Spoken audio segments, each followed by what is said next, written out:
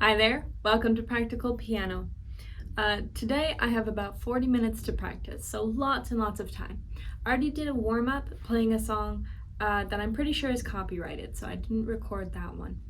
But it was about 15 minutes of practice, because it's a long song, it's a little more advanced. So my hands are thoroughly warmed, and for the record, we're missing 15 minutes in the documentation of practice on I was playing David Bowie's Ashes to Ashes and Starman because I like those songs. They sound pretty on the piano, even if it's kind of in a eerie, sometimes sad way.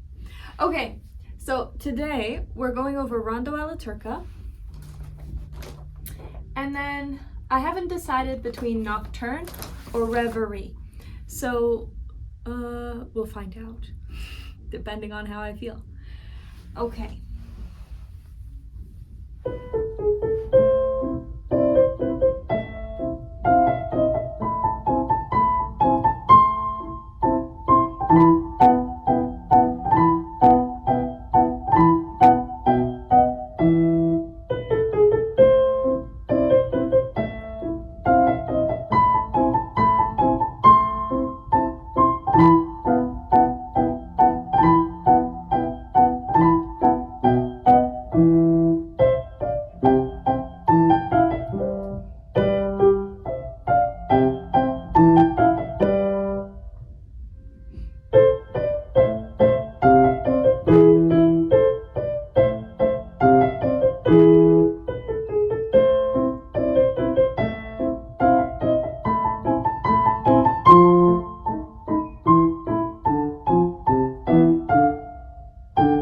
That didn't sound right.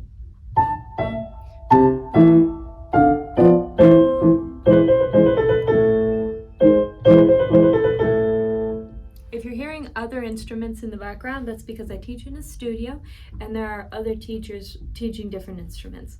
So apologies for the background noise, but there's not much I can do about it. This is the quietest place that I have to film and record, and so we've got to make the best of it. Now I'm going over this section again.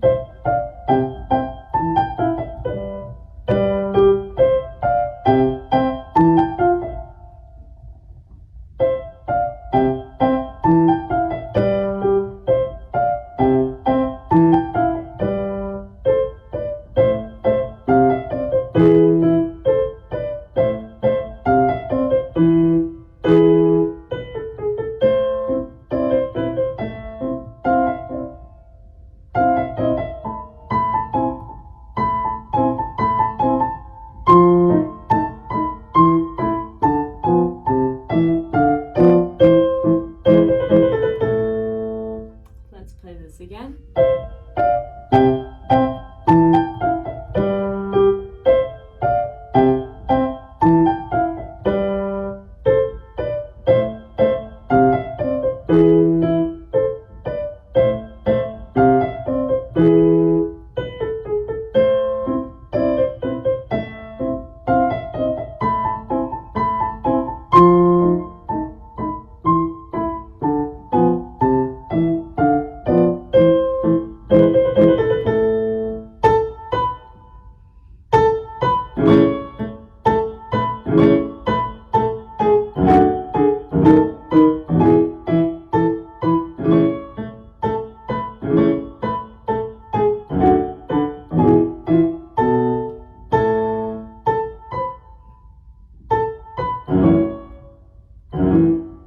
Whoops.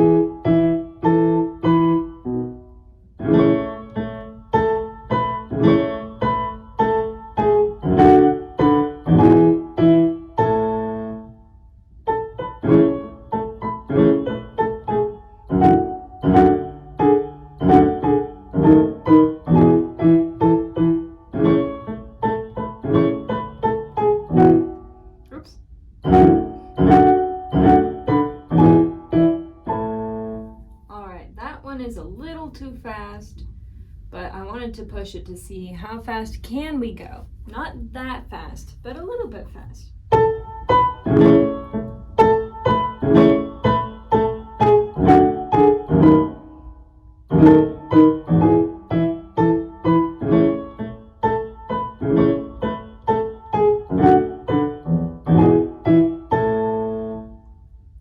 Somebody asked me about playing Prestissimo. I'm sorry, I've forgotten your handle, but I'll put it up on the screen. So, now, for Prestissimo, which is a word I will also put up on the screen. That's Italian. It means to play as fast as basically humanly possible. Now, the main thing about Prestissimo, to play as fast as possible, is that you really have to know what you're playing. So spend a lot of time searching for the right notes, making sure you remember the right notes. Look for patterns in your music so that you can memorize patterns instead of individual notes. Get it almost memorized before you try and play as fast as possible, because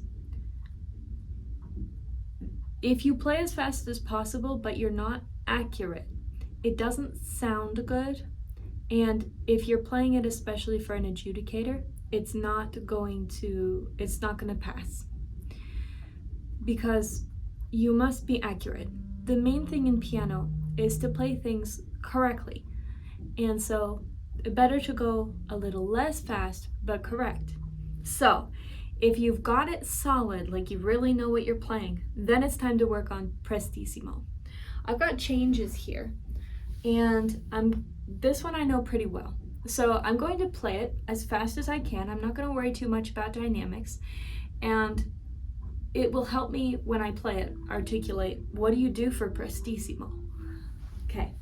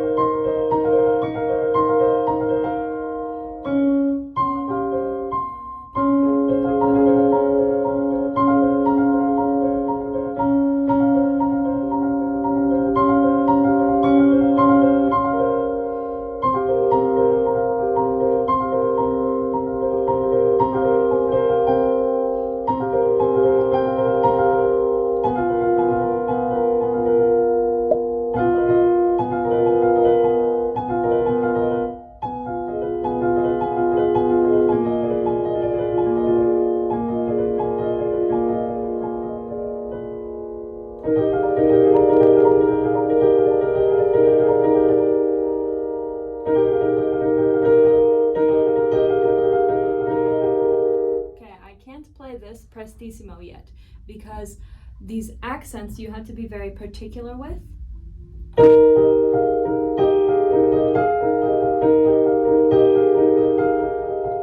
To get the rhythmic change of the song. So, but I'll comment based on what I've played already. Now,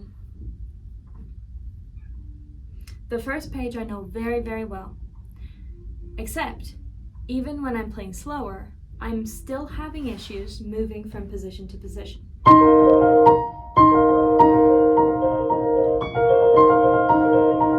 Whoops.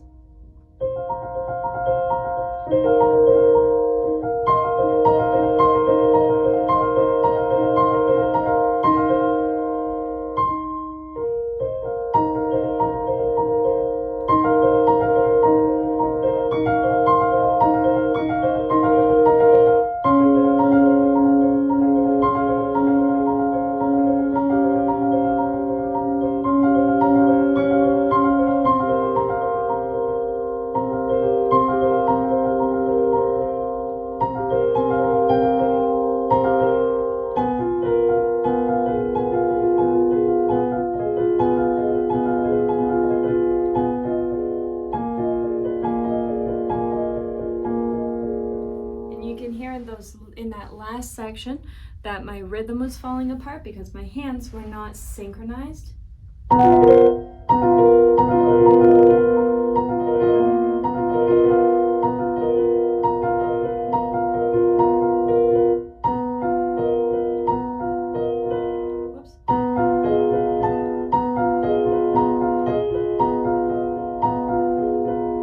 before, they weren't playing their individual notes at exactly the same time, so I got a murky sound. These are the details that you'll need to iron out. Getting up to playing fast is a simple, not easy, but it's a simple process. You start at the speed that you're currently going. If you can play to metronome, play to metronome. If you can't play to metronome, count. And build up your speed gradually. So if you play with metronome, you want to start at the speed you're comfortable with and then try a tick or two higher on the metronome. If you're using a digital metronome, you'll be going anywhere from 3 to 8 points. So let's say a comfortable speed for you to start at is 80. Move it up to like 84 or 88 or maybe even 92. So move it up incrementally. And what you want to do is refine.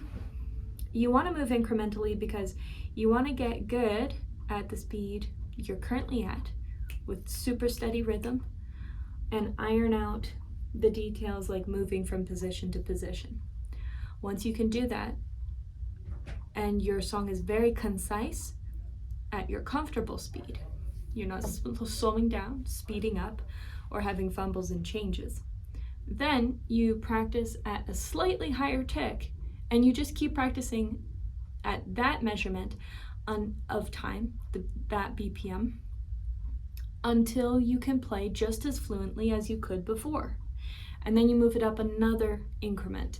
And so you move up incrementally over the period of a few weeks, maybe even a month.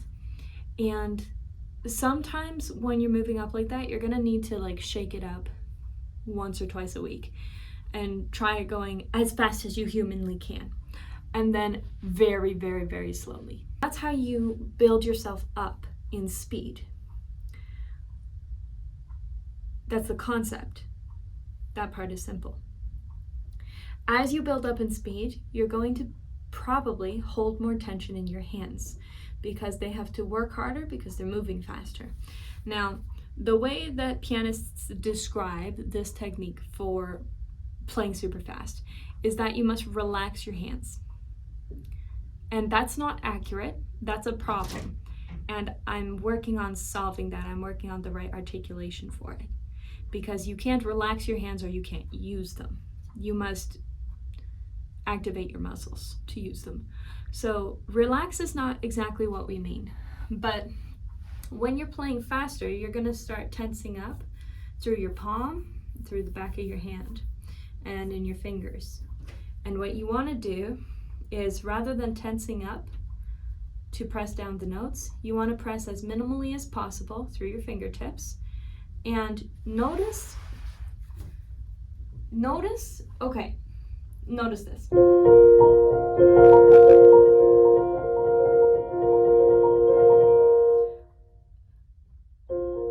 Versus this.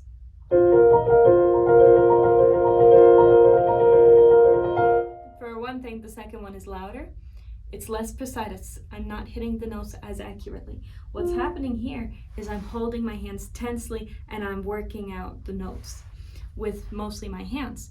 But in the first way, I generally relax my hands, but not completely. And I'm sorry, I don't know the right way to articulate this, but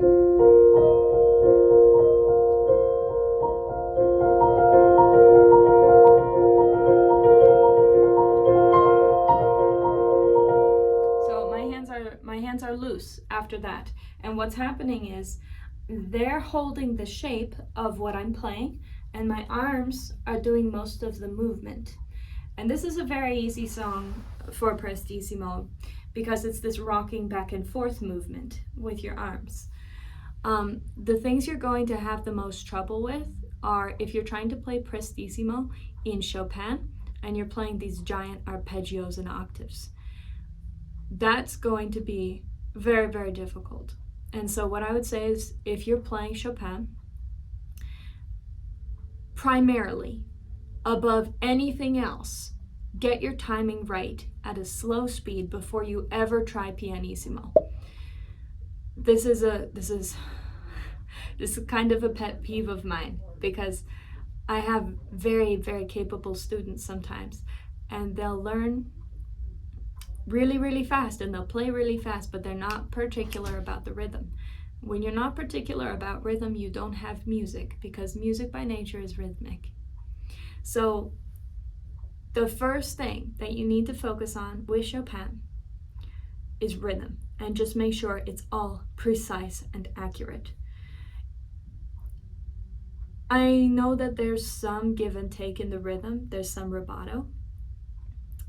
Rubato, for those who don't know, is the Italian term that basically means sometimes you can speed up and slow down. You can be a little looser with the rhythm.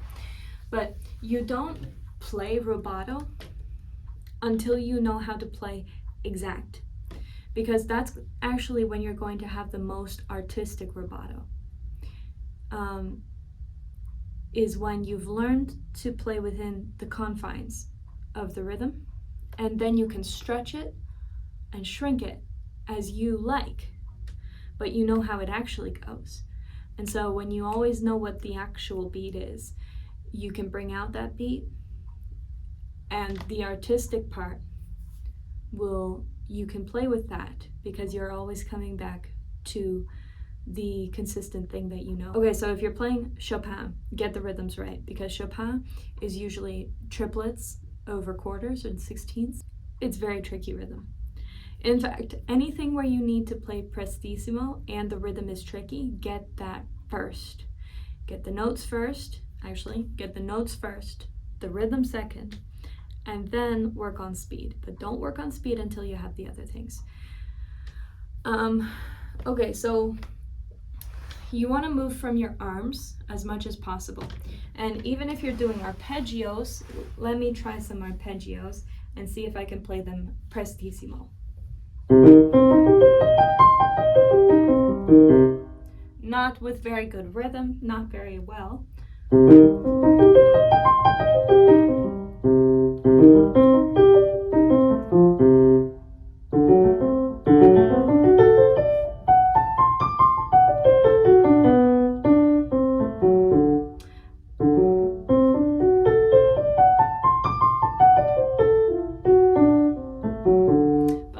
Do if I was building up speed is I would focus on this rotation.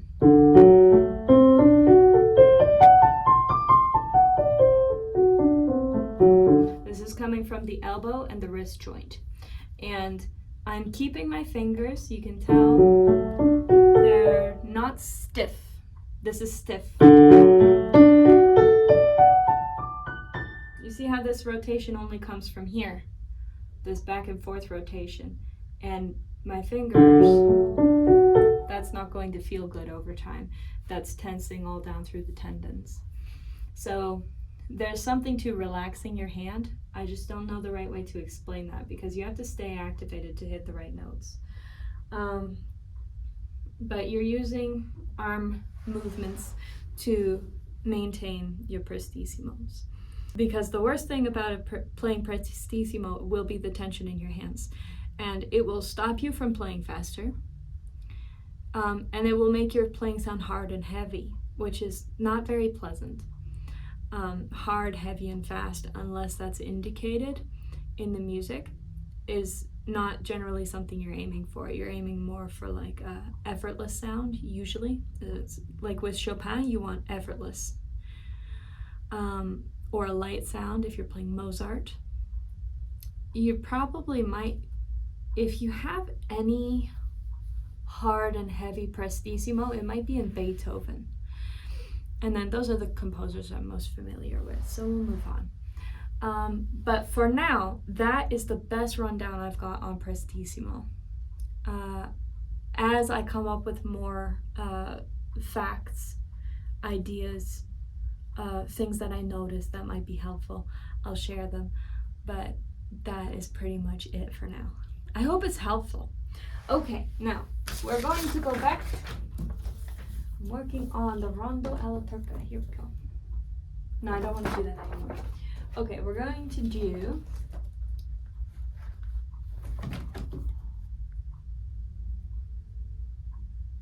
Nocturne.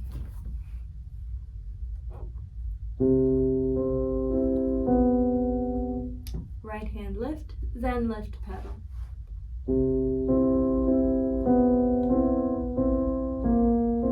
I'm not exaggerating that for the camera. I'm exaggerating it for me because I need to lift the right hand before I lift the pedal. So the bigger that movement is, the more it will stand out. And I can fix that later. I can make it lift less.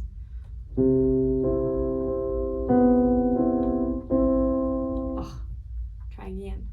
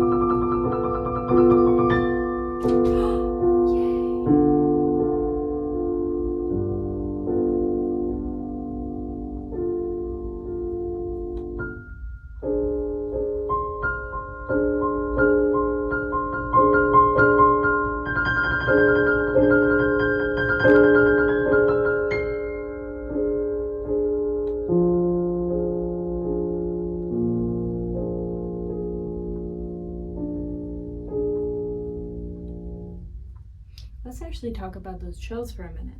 So over time, the more that I'm practicing the trills, the faster I'm getting. And this is linking back to the Prestissimo. That's why I'm talking about it. I figured out the best fingering. That's another thing with Prestissimo. Make sure your fingering is intact. Because you can have the right notes and rhythm, but if you switch up your fingering, if it's inconsistent, your brain won't remember what to use, and you'll be running so fast it'll have a bunch of different pathways. Because if you've done with this fingering, and then you've done with that fingering, and then this fingering, and then this fingering, it is a toss-up between what your brain is going to pick when you're going super fast. It's like, we've done 4 things before, let's try number 3 this time. So get your fingering intact. Anyway, so once I have my fingering intact for the trill, then I can focus on the rotation. And notice this, okay? If I'm just moving my fingers, how fast can I move them? You do it. I'm using 2 and 4 to trill, so that's why I'm using those. You do it. How fast can you move them? That's like a tongue twister with your fingers. It's no good. But if you place your fingers on the keys and then you rotate your wrist, then you're gonna get a super fast trill. So this is going to be your fastest movement in piano. The arpeggios are really the hardest thing to do, Prestissimo, because you have to do this over under to cross over to reach the next thing.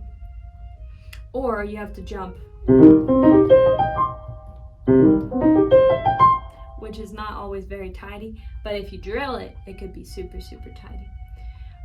Anyway, so if you're doing anything that you can implement a wrist rotation. You can just hold down these notes and rotate. That's Alberti bass. It's when you go bottom, top, middle, top, bottom, top, middle, top. That's pattern is called Alberti bass. It's used in sonatas and sonatinas mostly. Or with the trill. I'm set on, I'll play it a little lower, maybe you'll be able to see better. D and E. And I'm using 2 and 4. And so if I just place them,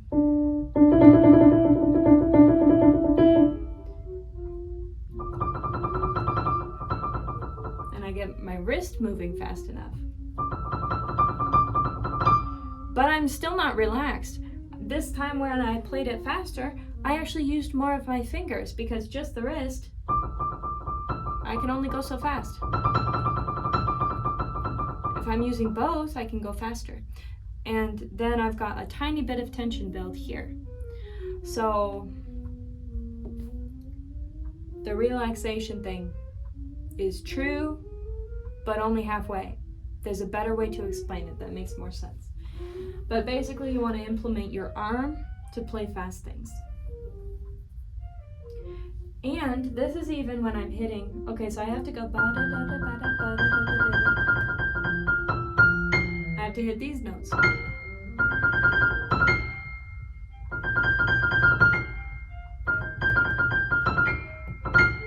I have a general feel, because I've played this a lot, of how this shape feels.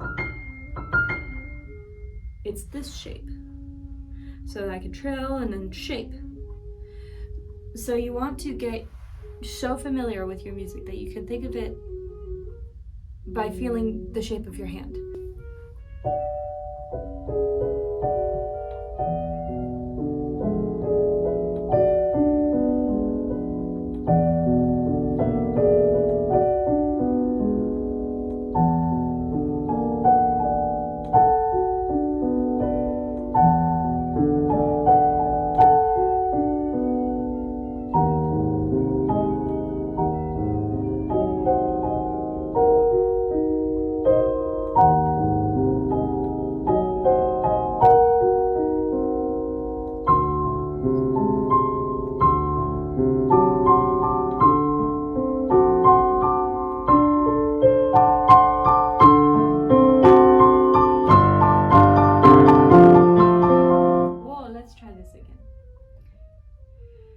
Maybe I should have finished that instead of starting over. But it's too late, I've already interrupted myself.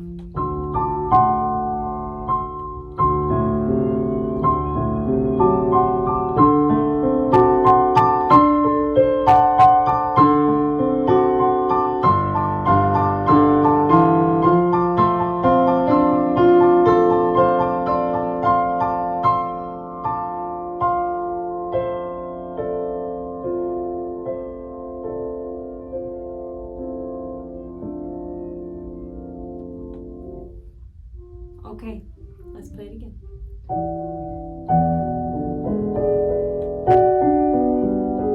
Whoops.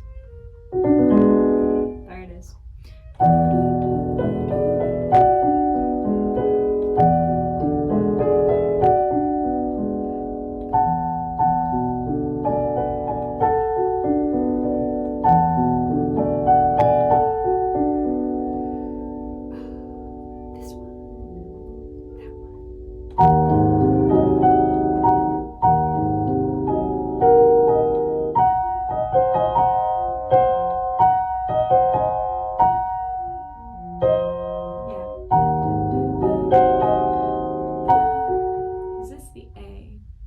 No, I've already done the A. It's the B flat.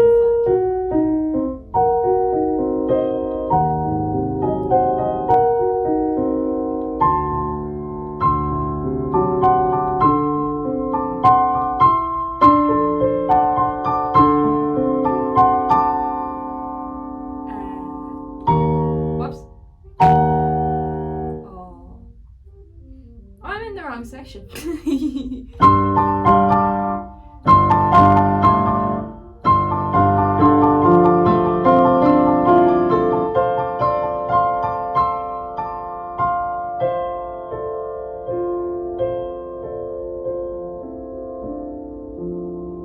I'm very distracted because I'm wondering if the video is filming. And I keep coming back to that thought. But I've often been distracted in practice with other things, like realizing that there was a chore I hadn't finished, or remembering that there's something I have to do in a couple days. And I used to, because this was so bad at some points, I used to keep a journal right on the piano, and as soon as I had, I need to take care of that, I would write it down so I wouldn't have to think of it anymore. And I would highly recommend that for you. And since I'm terribly worried that my video is not filming, I'm gonna check. One sec. Look at that, it's filming. Surprise, surprise.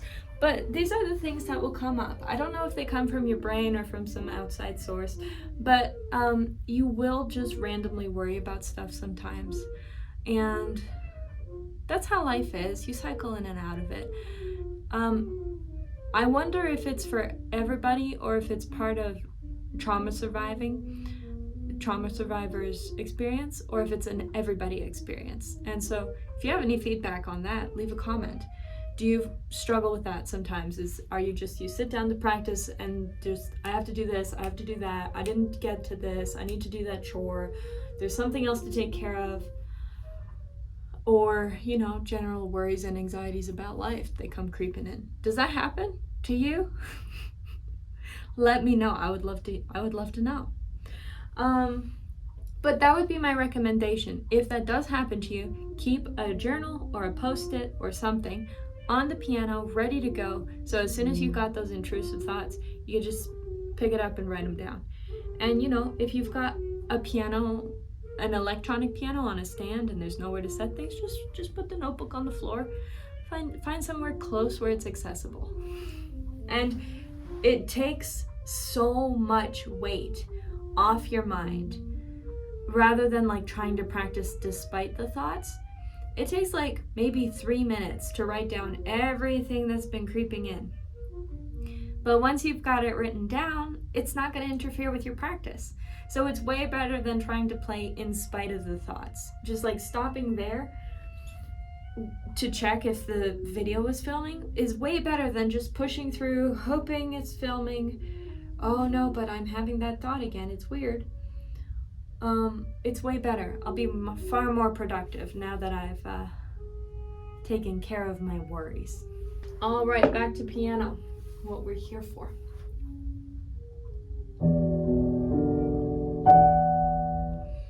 That first time when I played, you heard, whoops. Oh, I can't replicate the sound anymore because I'm fixing it. But basically you heard these noises more than that noise. And the top note, when you've got big chords like this, is usually the melody. And in this case, the right hand is the melody, so the top note definitely is the melody. And you want to bring out the top note above the other chords. So that's why I started over.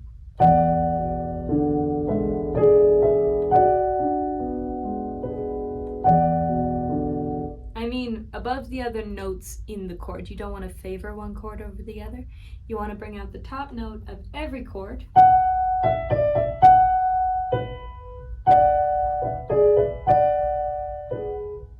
More than the other notes within the same chord.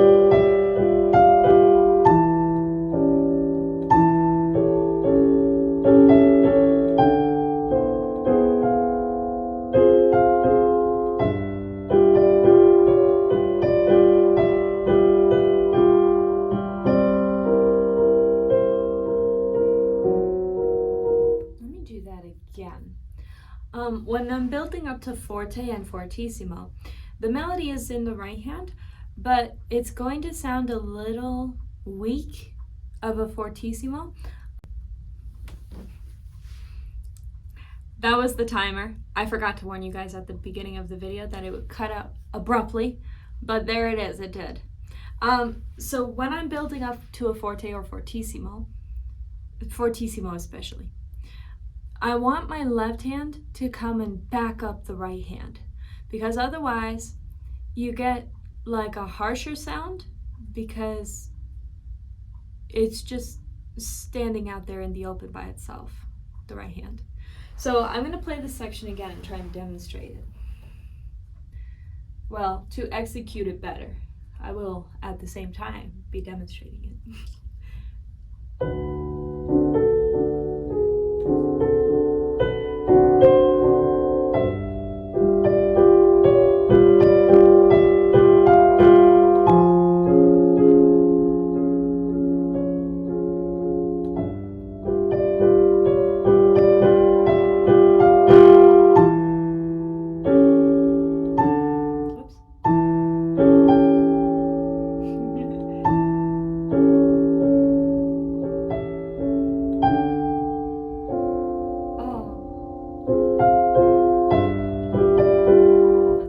Again, a little bit slower maybe so we can be more accurate.